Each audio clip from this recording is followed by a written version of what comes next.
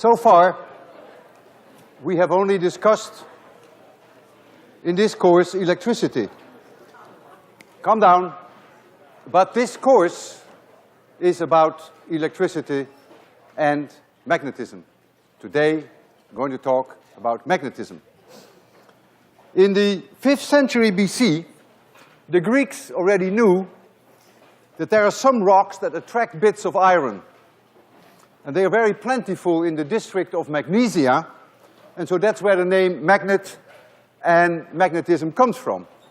The rocks contain iron oxide, which we will call a magnetite. In 1100 AD, the Chinese used these needles of magnetite to make compasses, and in the 13th century, it was discovered that magnetites have two places of maximum attraction, which we call poles. So if you take one piece of magnetite, it always has two poles. Let's call one pole A and the other B. A and A repel each other, B and B repel each other, but A and B attract each other. There is a huge difference between electricity and magnetism. With electricity, you also have two polarities, but you are free to choose a plus or a minus pole. With magnetism, you don't have that choice. The poles always come in pairs. Isolated magnetic poles do not exist, or as a physicist would say, magnetic monopoles do not exist, as far as we know.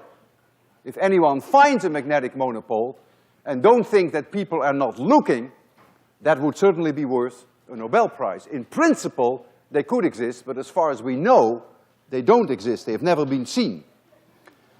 Electric monopoles do exist. If you have a plus charge, that's an electric monopole. You have a minus charge, electric charge, that is an electric monopole. If you have a plus and a minus of equal strength, that is an electric dipole. Whenever you have a magnet, you always have a magnetic dipole. There is no such thing as a magnetic monopole.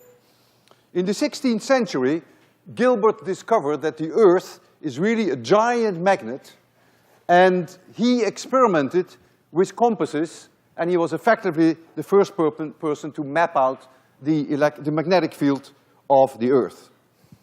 And if you take one of those magnetite needles, and the needle is pointing in this direction, which is the direction of northern Canada, then by convention we call this side of the needle north, and we call this side of the needle south. Since A repels A and B repels B, but A and B attract each other, in North Canada is the magnetic south pole of the Earth, not the magnetic north pole. That's a detail now, of course. So this is the way that we define the direction, north and south, of these magnetite needles. A crucial discovery was made in 1819 by the Danish physicist OERSTED. And he discovered that a magnetic needle responds to a current in a wire. And this linked magnetism with electricity. And this is arguably perhaps the most important experiment ever done. Ørsted concluded that the current in the wire produces a magnetic field, and that the magnetic needle moves in response to that magnetic field, which is produced by the wire.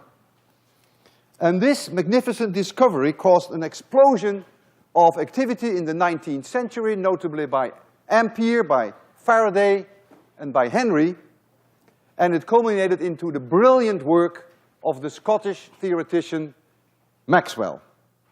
Maxwell composed a unified field theory which connects electricity with magnetism, and that is at the heart of this course.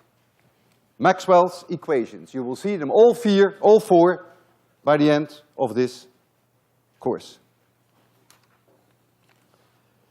If I have a current, a wire, let's say the wire is perpendicular to the blackboard, and the current goes into the blackboard, I put a cross in there. If the current comes out of the blackboard, I put a dot there. And there is a historical reason for that. You've always talked about vectors in 1801 and in other courses, but you've never seen a vector. And I'm going to show you a vector. This is a vector. And this is when it comes to you. That's when you see a dot. And this is when it goes away from you. That's when you see a cross. So this current, when it's going into the blackboard, I can put these magnetite needles in its vicinity, and they will then do this.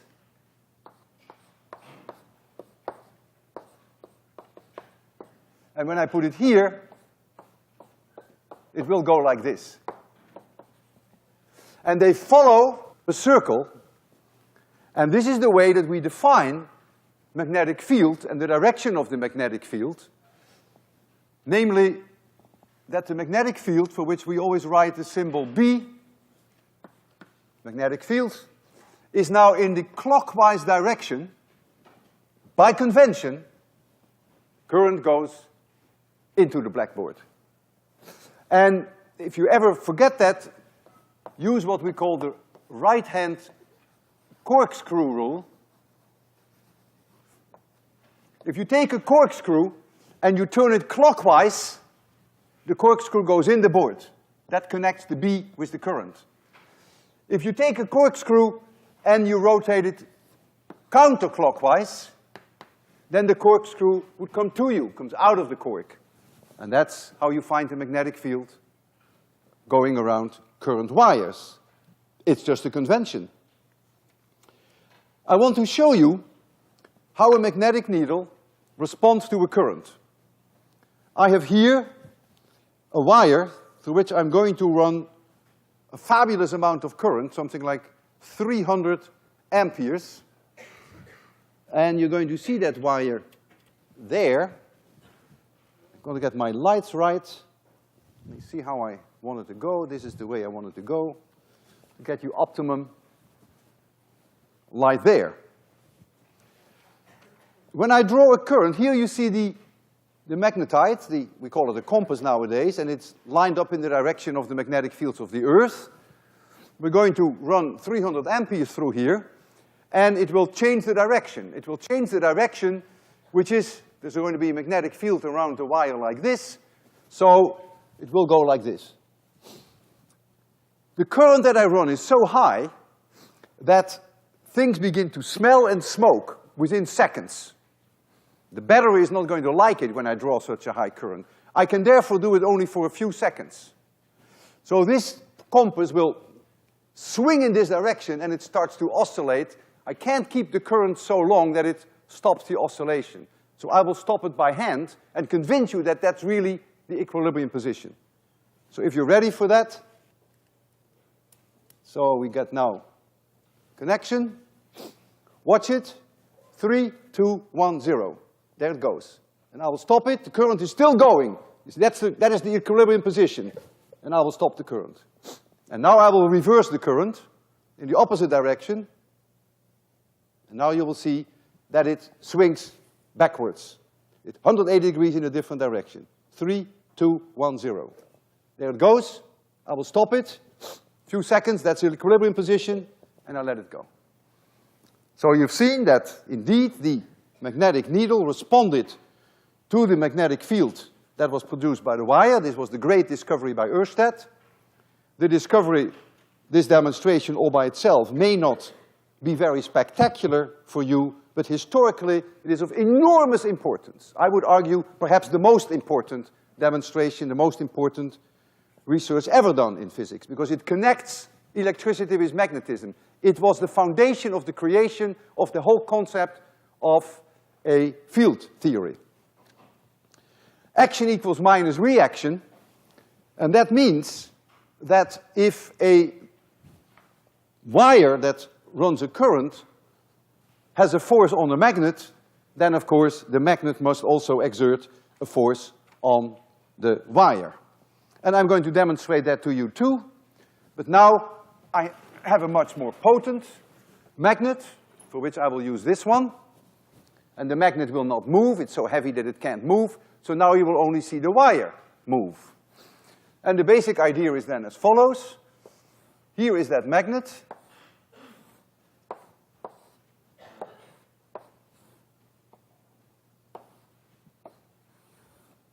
This is the north pole of the magnet, and this is the south pole.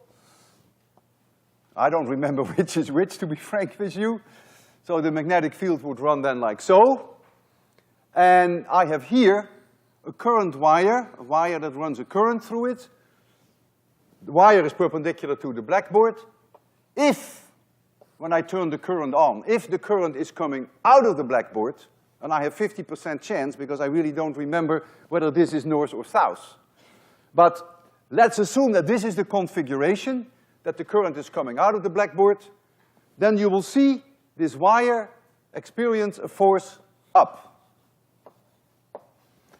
It is an experimental fact that the force on the wire is always in the direction of I cross B. These are unit vectors. And since I is coming out of the blackboard, if I cross I with B, I get a force in this direction. And so if I reverse now the current, if the current goes like this, then of course the wire wants to go down, and I will show you both. But I don't know which one will come first, because I didn't mark the poles. So you'll see it now slightly different from the way I have drawn it. I've drawn you the magnet looking this way, but it's of course much nicer for you to see it this way. So you see the wire, and there is the magnet. And now I'm going to run a few hundred amperes through that wire, and then it either will jump up or it will jump down, and then I will reverse the current, and then the opposite thing will happen. Okay, we ready for this?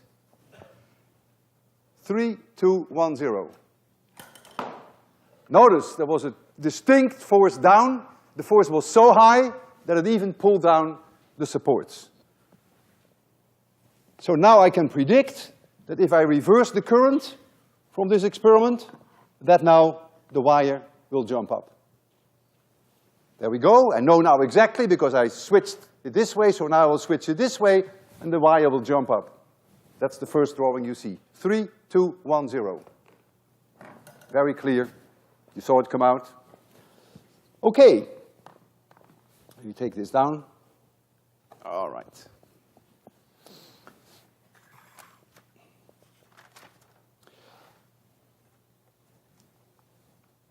If I have a wire through which I run a current, let's say I run a current I1 through this wire, it will produce a magnetic field, right-hand corkscrew, right here. That magnetic field will be in the blackboard. I'll call it B1. Right here, it will be out of the blackboard. But that's irrelevant right now. But it is out of the blackboard. Here it's in the blackboard. And here, I have another wire. I'm going to run a current I2. There will be a force now on this wire in the direction I cross B. Take your hand, I cross B, that force is up. So this wire will experience a force up. But of course, if this wire experiences a force up, since action equals minus reaction, this wire will experience a force down. So they will go towards each other.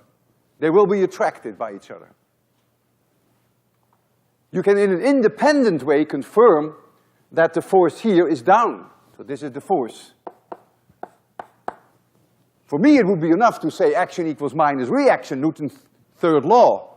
But if you want to put in here the magnetic field B2, which is the result of this current, which is of course out of the blackboard, remember the right-hand corkscrew rule, then you will see that this force now here must be in the direction of I1 cross with B2, and that's down, which is exactly what I predicted. So the two wires will go towards each other. However, if I leave everything the same, but I reverse the direction of I2, so now the two currents are in opposite direction, then the forces will flip over, and so now the two wires repel each other. and I will demonstrate that to you.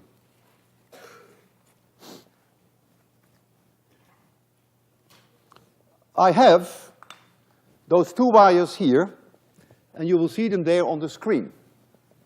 I will explain what you're looking at in some detail. The two wires run vertically.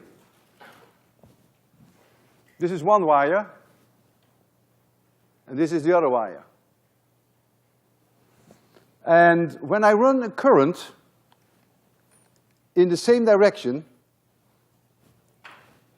then they will attract each other. And you will see that shortly. 3, 2, 1, 0. See, they go towards each other. I will do it again. Now, if I run the currents in opposite directions, they will repel each other. Now I run them in opposite direction. They repel each other. I'll do it again. 3, 2, 1, 0. They repel each other. The reason why I showed you this demonstration is a different one. Well, I want you to appreciate that if I have this conducting plate of aluminum, it's a conductor, and I put that in between the two wires, and I repeat the experiment, that exactly the same thing will happen. And that tells you that magnetic fields are really very different from electric fields, because electric fields would be heavily affected by a conducting sheet like this. Magnetic fields are not. So what I'm going to do now is I'm going to put this plate in between, and then I'm going to again put the currents in opposite directions, and so you will see the wires repel each other as if the plate were not there. 3, 2, 1, 0. There you go. So magnetic fields have a very interesting story to tell. However, electricity and magnetism are connected. How do we define the strength of a magnetic field? With electricity, we defined the strength of electric field in the following way. We measured the force, the electric force, on a charge, on an electric charge, and then the electric force is the charge times the electric field. That determined the strength of the electric field. Wouldn't it be nice if we could now say, okay, the magnetic force is a magnetic charge times the B field. So that would then define the magnitude of the B field. It would be nice, but as long as we haven't found a magnetic monopole, we can't do it. If you come with a magnetic monopole tomorrow, I can do this. But we have no magnetic monopoles, and so it cannot be done this way. How is magnetic field then defined? Well, it is defined in the following way. I take an electric charge, and the electric charge is Q.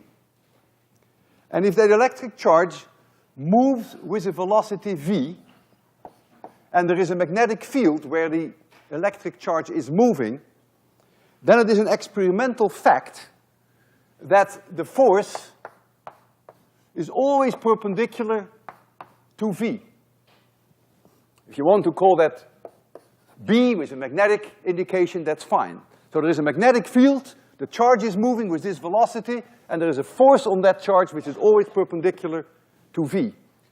The magnitude of that force is proportional to the speed of the particle, and it is also proportional to the charge itself. If I double the charge, then the force doubles. If I double the speed, then the force doubles. And so the way that we define now magnetic field strength is this way. The force, and I give it a B to remind you, magnetic is Q, is the electric charge. Here is the velocity of the electric charge, the cross product with B. And you see that the force is always perpendicular to V, and that it is linearly proportional with the speed and linearly proportional with the charge Q. And this is often called the Lorentz force after the Dutch physicist. This equation is completely sign sensitive. If you change from a positive charge to a negative charge, then the force flips over 180 degrees. You change the direction of V, force flips over. Change the direction of B, force flips over. So it's a completely sign sensitive equation. The unit for magnetic field strength follows from this equation. This is newtons, Q is Coulomb, and V is meters per second. So this would be the unit for magnetic field strength, but no one would ever say that. In SI units, this would be SI units, we call that 1 Tesla, for which we write 1 capital T. A Tesla is an extremely strong magnetic field. The magnetic field of this magnet is only 2/10 of a Tesla, and that's a very strong magnet. We often use, therefore, a unit which is the Gauss, which is not an SI unit, but you'll see it often in books, and 1 Gauss is 10 to the minus 4 Tesla. The Earth's magnetic field is roughly half a Gauss. And so this magnet is about 2 kilogauss. But the SI unit is Tesla.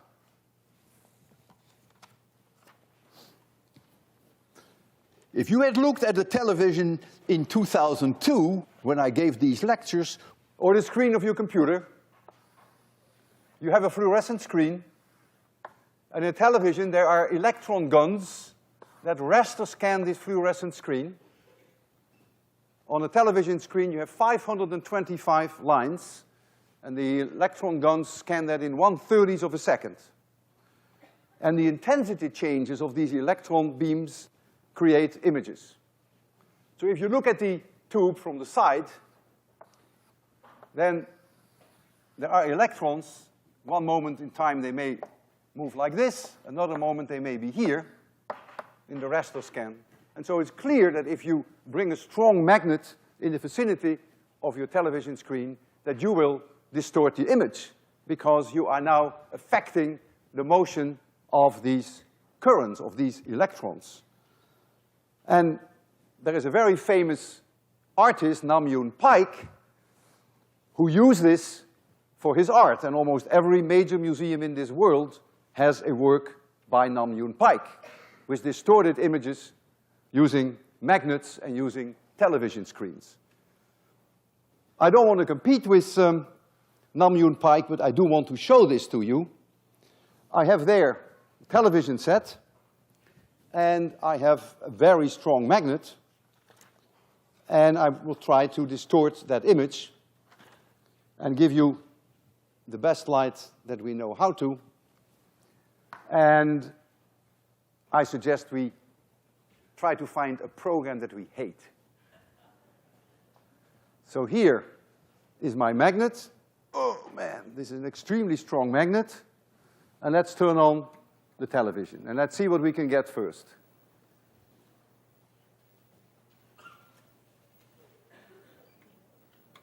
Oh, I turned it off instead of on. I'm a network validation engineer. I am a CAD designer. I am the super networking company. The Sox owners are talking about manager Joe. I don't think. Neither do I. Perfectly good writing. Sure. Ah, I hate commercials. Let's go for a commercial. Ah, I hate commercials. Now watch it closely. Here comes my magnet. There's the image. You see that? But Charles H. Revson. Don't do this to your own computer, because once you have done this, it may never look the same. But these electrons now, can you see it? Can you see the distortion? Can you see the distortion? You're so quiet. Okay. So you've seen that. So you've seen that we can, with a magnet and a moving charge, that we can change the direction of the moving charge. Force on the moving charges. If you have an electric field as well as a magnetic field, then of course you have also the electric force. And so the total force on a moving charged particle would then be Q times the electric field vector plus V cross B. And this, of course, we've seen before. An electric field can do work on a charge. Remember, Q delta V can be positive, can be negative, but it can do work. It can change the kinetic energy of the charge. Magnetic field can never do work on a moving charge. And the reason is that the force is always perpendicular to the velocity V. And so if the force is always perpendicular to the motion, you can change the direction of the motion, but you can't change the kinetic energy. And so that's a fundamental difference between the electric force and the magnetic force. So now I want to calculate with you the force on a current that runs a wire I through it, and we have a magnetic field B. So we're going to be more and more quantitative. This, by the way, is often also called the Lorentz force, just a combination of the two. That one certainly is. So let us start with a wire, and the wire runs a current through. Here's the wire, and the current is I. And let's say at this point here, we have a magnetic field, B.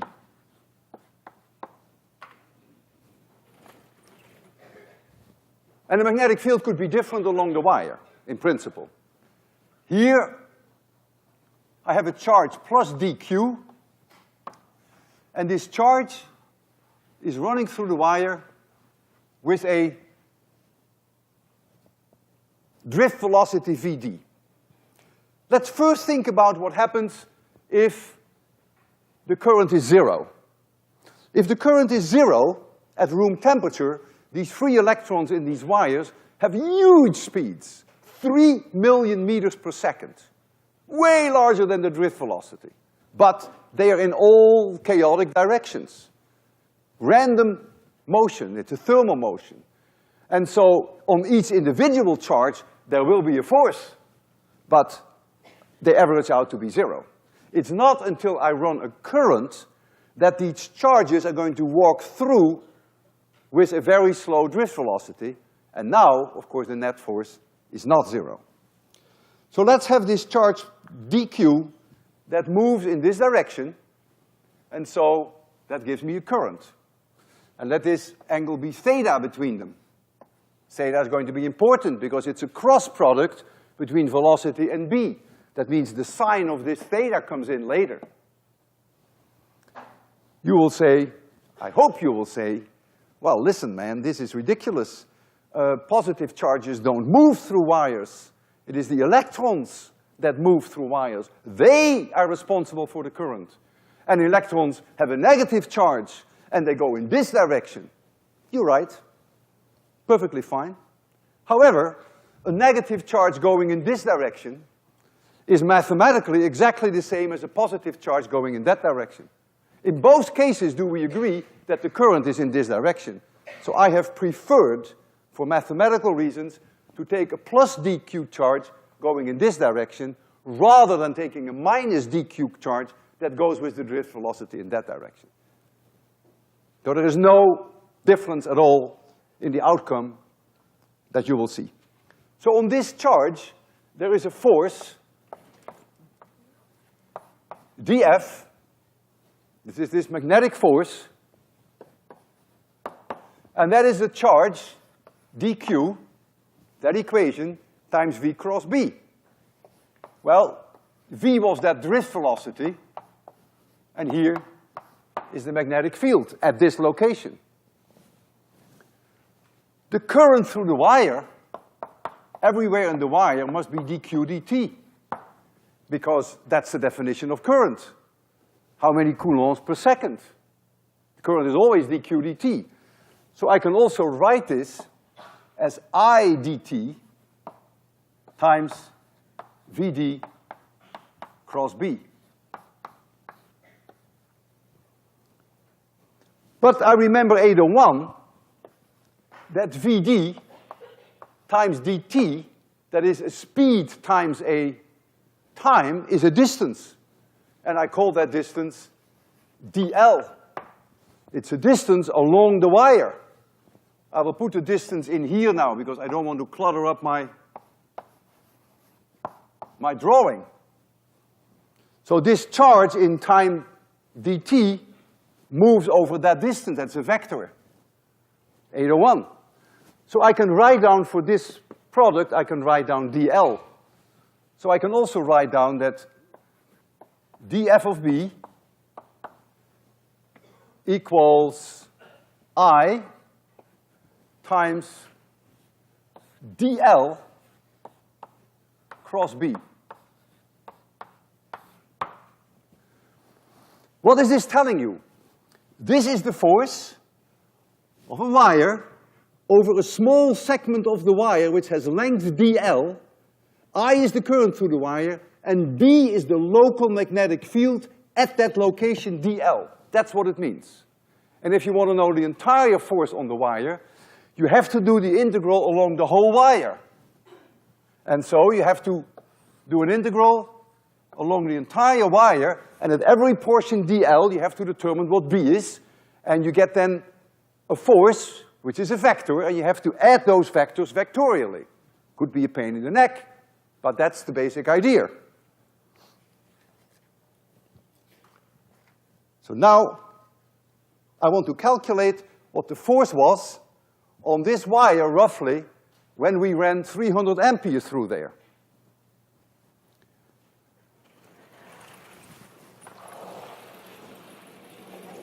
And I make a geometry so simple that we can execute that integral. This was the wire, and we had a current running through here, which was 300 amperes roughly. And we have a magnetic field, which was right in the gap there. That magnetic field, B, and that was 0.2 of a Tesla, 2 kilogauss. And that magnetic field was only operating here, wasn't operating there. And I make the assumption, which is a simplifying assumption, that that magnetic field was constant over a portion of the wire which was, say, only 10 centimeters. And so I assume here that I have a length which is 0.1 meter, and that in this range here, the magnetic field is constant. I just want to get a rough number for the force on that wire. So now I can integrate that equation very easily because I have assumed that the magnetic field is perpendicular to the direction dl, because dl is now in this direction. So the sine of theta is 1, so I don't have to worry about that. And so I simply get that the force on this section L, that force, call it F of B if you want to, is the current I, which we have there. We get the length L, which is this length, multiplied by the magnetic field.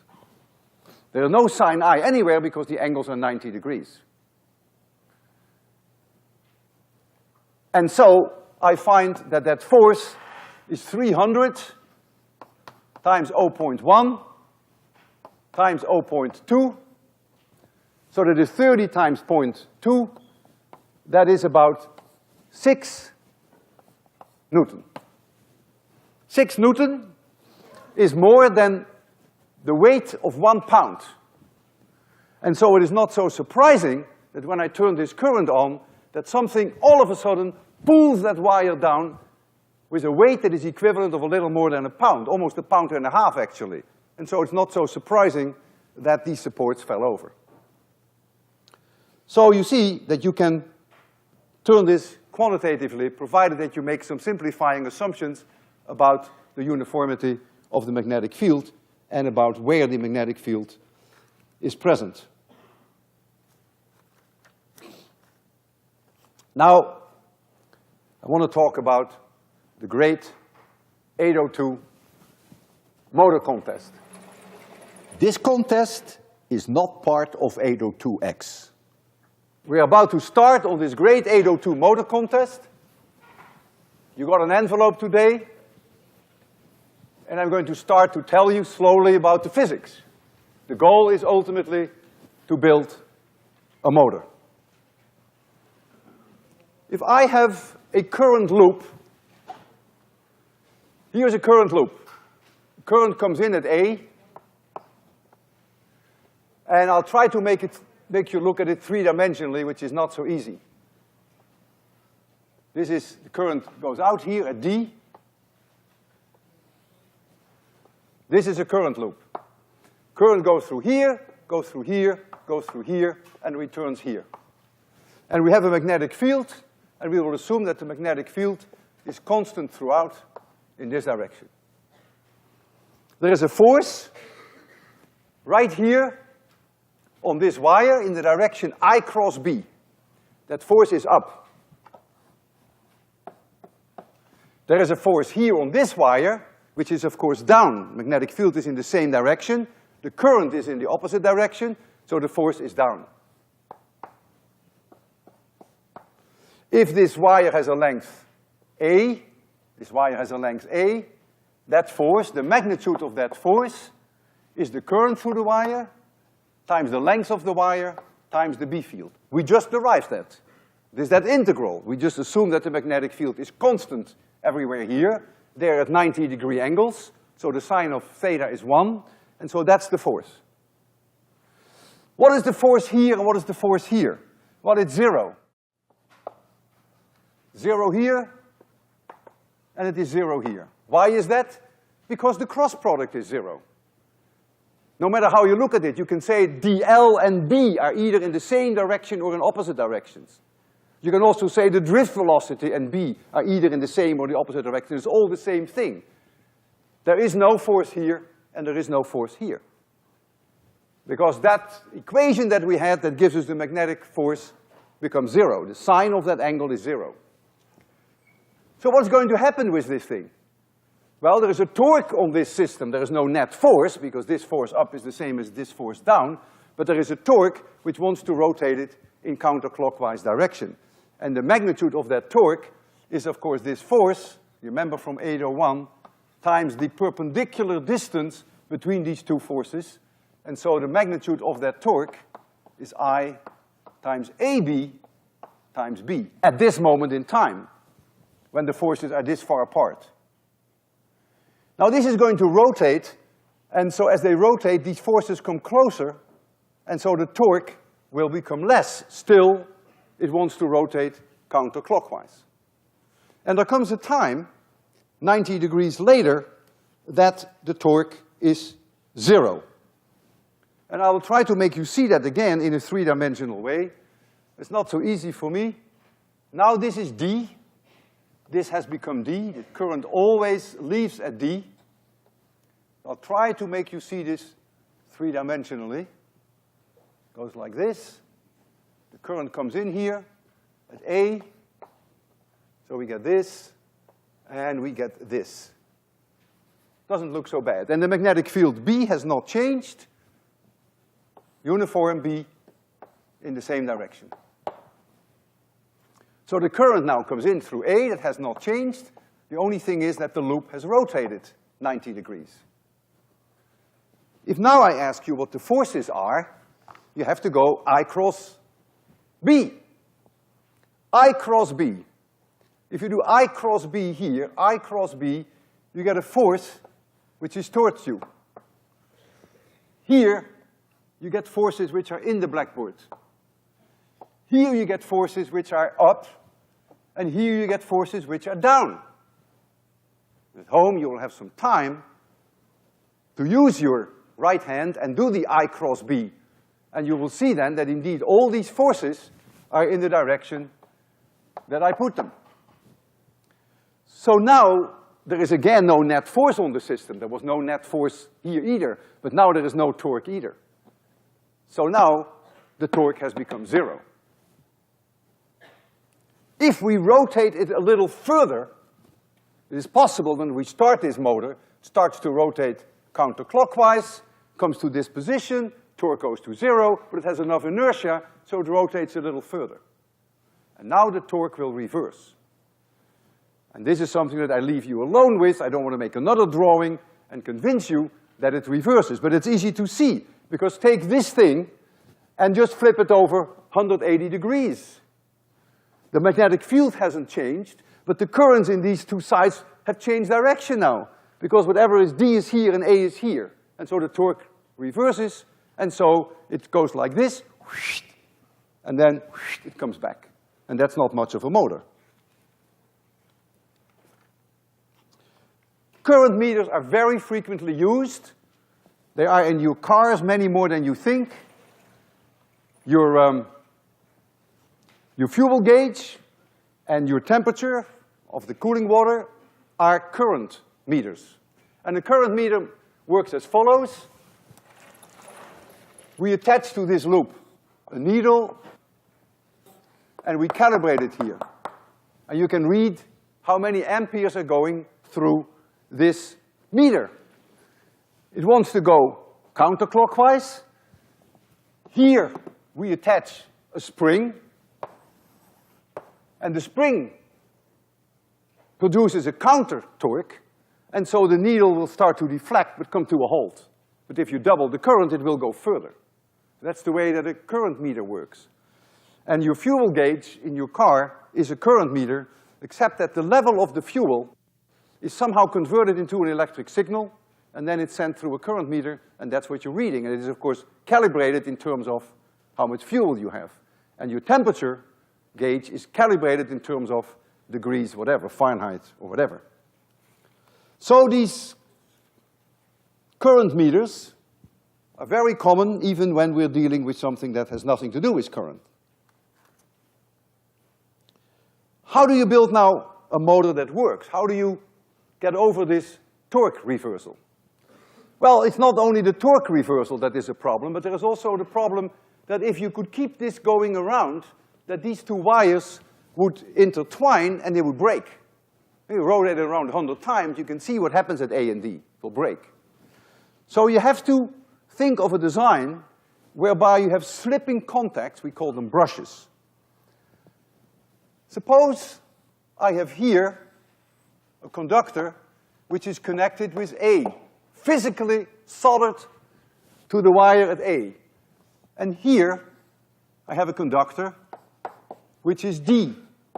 So the loop is where you are. Soldered wires coming out the loop is here. But now the battery, plus side of the battery is here, and the minus side of the battery of here, and this is a slipping contact. In practice, we call them brushes.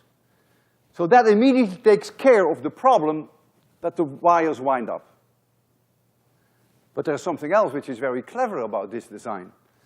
If the gap between A and D is an insulator, then what's going to happen when this rotates 180 degrees, A, which now is on the positive side of the battery, this is negative, of course, A is now on the positive side of the battery. If you rotate 180 degrees, A will be on the negative side of the battery. So now every rotation, the current will, all by itself, change direction, and we call that a commutator. And so now, what's going to happen is, now the torque reversal will not occur. If at the right moment the current switches direction, the torque will always want to rotate the loop in exactly the same direction. And that's the idea behind a commutator. The Grade 802 motor contest. You have an envelope. When you open it up, don't do it now. You'll find in there a copper wire, 2 meters insulated copper wire, 2 magnets, 2 paper clips, and some wood. And the idea is that you try to build a motor that runs as fast as possible. For every 100 RPM, and RPM is a rotation per minute, for every 100 RPM, I'll give you 1 credit point with a maximum of 20 credit points. So if your motor runs 2,000 RPM or more, you get 20 credit points. That is equivalent to 2 homework assignments. And these credit points come over and above your course grade. You have my word for that. We'll give you a final course grade, the way that you've seen in the ground rules, the first handout, and we add your motor contest what you deserved. For every 100 RPM, you get 1 point plus with a maximum of 20. And we're going to test these motors on the 2nd of April. And I gave you a handout in which I give you some hints, some ideas. There's one idea that I gave you which you may ignore, and that is to overcome the torque reversal. You can build a commutator. That's really not easy. And not only is it not easy, but when you build a commutator, your system may get a lot of friction, and you may lose more than you gain. There is an alternative solution, which I mentioned in my handout that you picked up today, and that is that you design your motor in such a way that when the torque reversal occurs, that there is no current running anymore. And when it is half a rotation further, the torque is there again, the current is there again. So for half the time, you stop the current. You'll see that's very easy. I give you some hints how you do that. So you have to weigh that against the possibility of building a commutator. The bottom line is, the maximum is 20 credit points. That's an equivalent of 2 homework assignments. You get it over and above your course grade. And it's also great fun, believe me. What more do you want? To do physics, get credit, and have fun. That's what I do every day. That's the great thing about physics. We have 5 minutes left, and in those 5 minutes, I'm going to demonstrate to you a motor. What you see there is a current loop. I'll try to make you see it three-dimensionally. This is the current loop, and we're going to run a current in this direction. And we here have a magnet, north-south. Magnetic field is in this direction. And we here have a magnet, north-south. Magnetic field is also in this direction. I'm going to run a current through here, and if the current is in the blackboard, I cross B, I is in, cross B, force is up.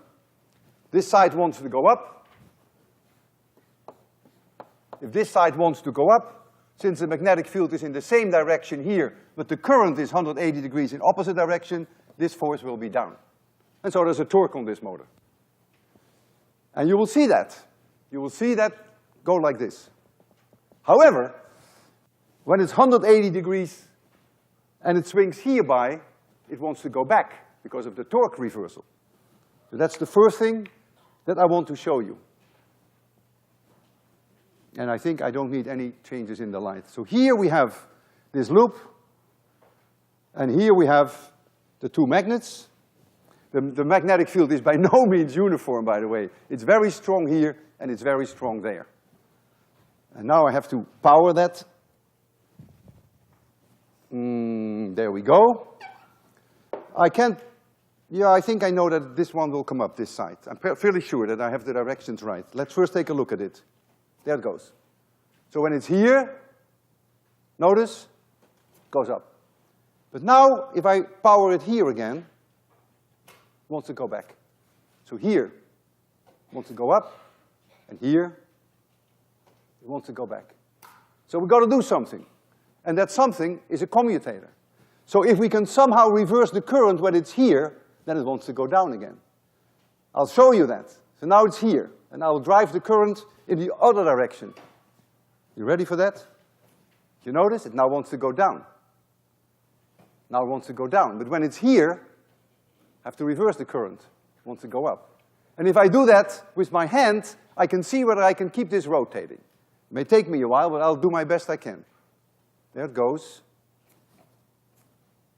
Switch, switch, switch, switch, switch, switch, switch, switch, switch.